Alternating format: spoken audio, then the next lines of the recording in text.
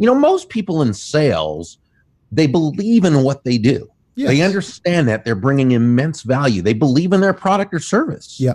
And it's like a relief to them that it's not only should it not be them against the prospective customer, but that they're both on the same side and should be. Yeah. And they like that because it's like a relief to them. Oh yeah, okay. So I can do this. It's much more alignment. It's much more congruent with who they are and who they want to be. So then the question comes, and this is what you just asked. Well, how do you really communicate that with someone in a way that they buy into that, especially if either they're from the kind of old school, combative type of, selling, or that's what they're being taught or whatever. Well, first, for anyone to make a change, they've got to understand first that there's a problem with what they're doing. Otherwise, why would they? So if you were to say to someone, how is what you're doing right now working for you? And they said, it's fantastic. I mean, I'm closing every sale and this is amazing. And well, they're not going to change. When, why would they? But most people, I think, see that even if they're doing well right now, that there are, and typically it's the people who are doing well who are always looking for the edge anyway, right? Who are looking to, and so then it's a matter of, it could be better. How? Right. And so if they said, okay, Bob, but here's the thing, I get this go-giver focus on the customer. It's all about them. Once you don't need the money, but right now I've got to be making money. So I've got to be getting.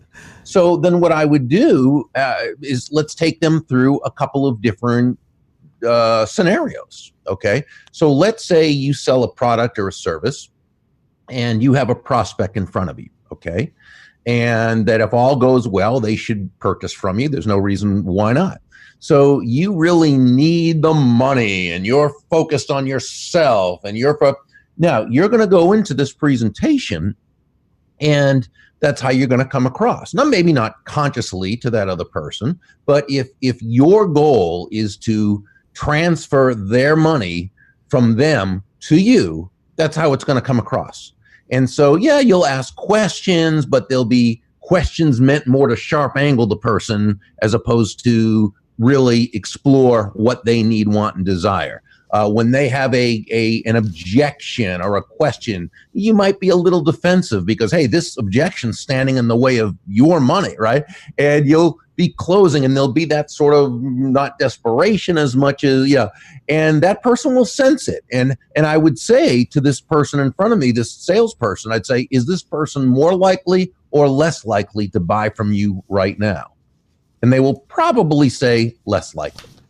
Now, let's say you're this same person. Okay. You still need the money. Yeah. But now what you're going to do is you're not going to deny your self-interest because we're human beings. We are self-interested creatures.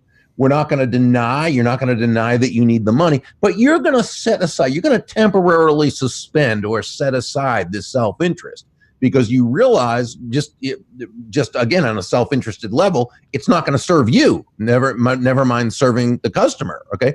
Going to put it aside and you're going to go in there totally focused on this other human being and their needs.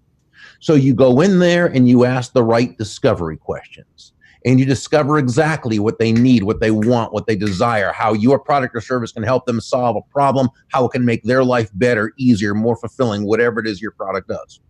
You're going to listen and you're going to listen to understand. And when they have a question or even an objection, you're not going to be defensive, but you're going to welcome it and you're going to explore the root cause of the objection with this person to find out why it manifested as it did. And the level of know, like, and trust is going to just go sky high. And only after you've really discovered and you understand their needs, wants, and desires are you going to now match the benefits of your product or service with that person's needs, wants, and desires. Now, is this person more likely or less likely to buy from you right now? And most people will answer, well, more likely. Probably. So this is how we go about selling a person on the idea of why, we do it the same way. We ask questions, we find out their needs.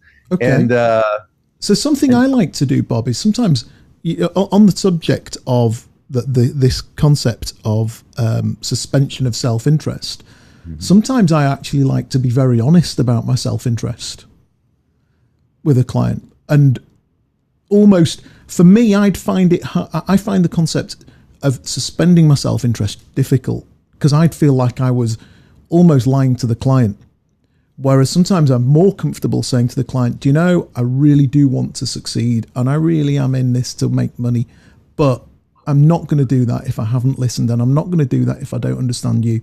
And what I'd really like to do is do that today. And so I think from what I've got from the book is a lot of this is about that, you know, I watch rugby over here. That's my sport. And I think sometimes teams play the game with a certain spirit. And one team can be a very cynical team, but they can be successful for so long. And another team can play the game with a smile on their face and a spirit and a warmth. And you can sense it in them. And I think for me, a lot of this is about playing the game of being a salesperson, living the career of being a salesperson with the right spirit and the right humanity with the way you do your work. But I know I would find that a little bit difficult about suspending my own self-interest, because I am self-interested. We all are. And you know, I mean, when you say you'd go in there and you'd say to this person, I want to be successful, you know, if that's what you do that works for you, fine. My suggestion is, first of all, they already know that that's what you do.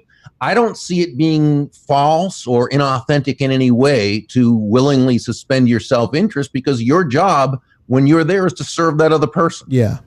Again, the money is the echo of value. All this means is that the focus is on that other person. The focus is on serving that other person. The focus is on providing immense value to them. The money you receive is a very natural result. It's the byproduct. Of the value you provide. So, you know, personally, I don't think that person cares that you want to be successful. They care that you're able to bring them what you need to bring them. You could put it this way. It's in your own best self-interest to suspend your self-interest.